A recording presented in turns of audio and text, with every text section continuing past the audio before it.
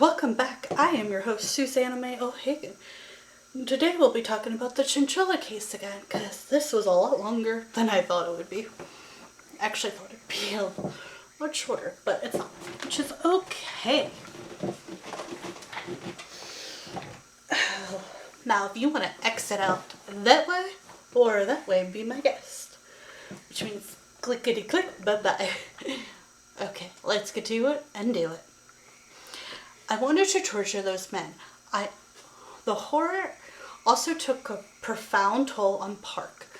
His older sister and best friend, Andrea 8, had also been kidnapped and confronted him through the ordeal. But soon after their escape, I hated going to sleep because every night I was having nightmares, he recalled in CNN's film Chowchilla.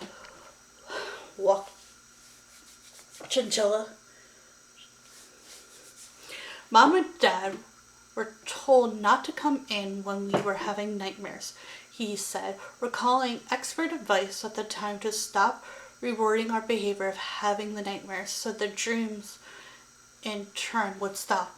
But it didn't work. As soon as Parker's best friend became a distant stranger, Andrea became very introverted. Where she had been outgoing before, she preferred to hide in her room. She wouldn't hug me. I would tell her that I love her and she would just ignore it like I was never said. The little brother recalled, over the years there was an anger building in me that infested every aspect of my life, he said. I was playing the kidnapping constantly. I wanted to torture those men. Stunning revelations about the kidnappers. Authorities said to the trio of doctors had tried to land $5 million in ransom, part of the botched kidnapping scheme. Each kidnapper soon was sentenced to life in prison. I've been my own victim.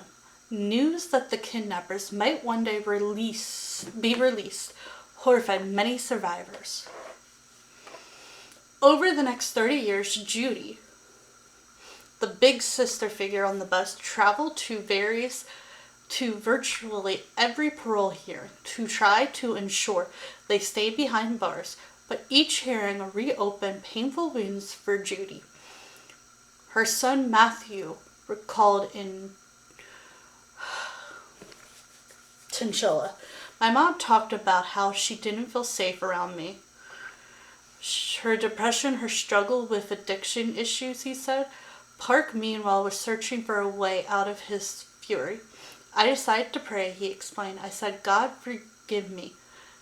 God forgive them because I can't. God bless them because I can't.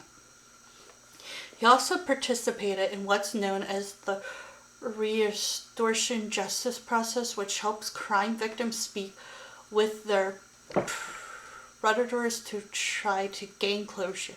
So I got to go in and I said, I was your victim for 36 hours. And for the last 38 years, I've been my own victim. I told them that I forgave them, Park said. But forgiving them wasn't enough. I had spent my lifetime hating them. And so I asked for their forgiveness. Park then began speaking out in support of parole, a sentence of many other survivors oppose. It was all my fault they're getting out. The kidnappers were repeatedly denied parole until the 2010s when support of their release, including retired Judge William, the father of California court governor, policy advocate for the kidnappers' parole. Nobody was physically injured. Huge factor in the case, the elder Newsom said at a news conference. According to the documentary, a former detective who'd helped in the process of the kidnappers also later spoke out in favor of the release. He was one of the people who assured us they would never get out. But they did. In 2012, Richard, the youngest kidnapper, was released on parole. 3 years later, James was released on parole. Judy went into a huge depression.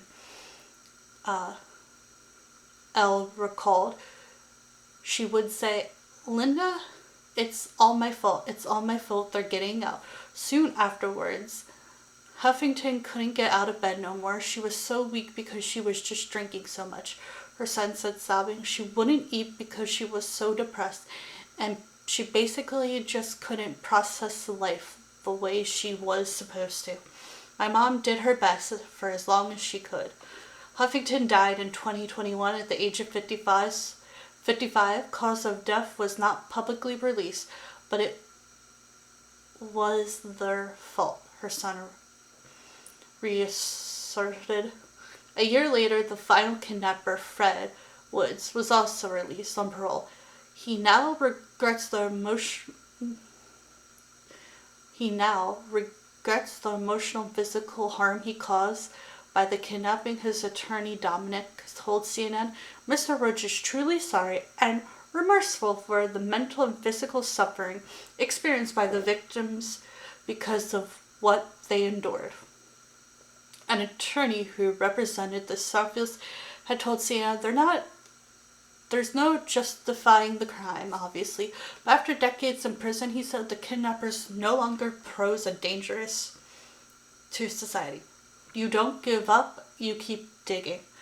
Decades later, Marshall is starting to be recognized for his value, a change that's boosted him immensely. He said he and Parker recently reunited for the first time since 1977. The two men embraced, and Parker called Marshall his hero. "I didn't realize how much it would help me to understand and to actually hear one of the kids tell me that I saved their lives, that they were grateful," Marshall said. "Not very many people can relate." As a group, the kidnapping victims have been instrumental in teaching the public that children trauma doesn't just cause physical harm and can faster beyond imagination, Terry said. "Chowchilla's children are heroes," she said in CNN film, "and they continue to teach us what childhood trauma is 46, 47, 48, 50 years after the fact." In the end, Park said Marshall's courage and strength in those dark hours played an enormous role in helping him after decades of trauma, depression, and self-hatred. "I never gave up, not completely," he said, "because I was taught at 6 years old by a 14-year-old boy, you don't give up, you keep digging." That is so touching, I could cry. And I'm not joking. Who were the kidnappers and where are they now? We already talked about this like 50 times. Whoa. Ooh, I don't like this. But it shows some really pretty pictures. If you could call them pretty. I mean, like, they're at least showing the kids are rescued and the poor kids. That is just a lot. Oh, we already talked about this. The Ballad of Chewbacca's kidnapping. Nobody's gonna talk.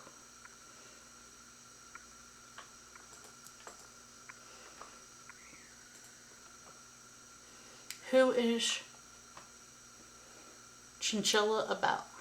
The city of Chowchilla's official website takes visitors back to the year 1844 to begin the story of the humble city, which was home to nearly 20,000 people as per the 2020 census date. Within the opening few minutes, the documentary also quickly establishes how the otherwise quite farming town would not have imagined, even in its darkest dreams, the news that was about to hit them. A school bus carrying 26 children had disappeared in broad daylight. CNN reports a bus ride back home on July 15, 1976, ended up becoming the largest journey of 26 children from Dairyland School in Chowchilla and their bus driver Ed Ray when the bus was stopped by 3 armed assassins, thus containing children aged 5 to 16. No, it was 5 to 14. Was hijacked by armed men wearing pantyhose on their faces to hide their identity, leading to an image that counted to haunt some of the survivors, as shown in the documentary.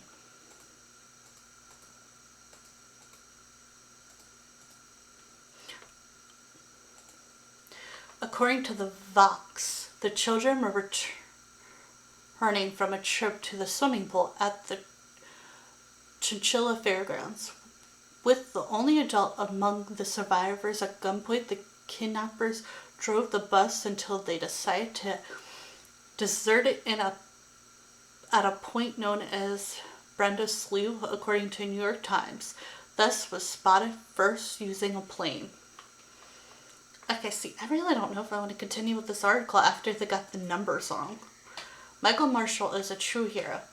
Thank you to Ed Ray and Michael Marshall for helping those kids.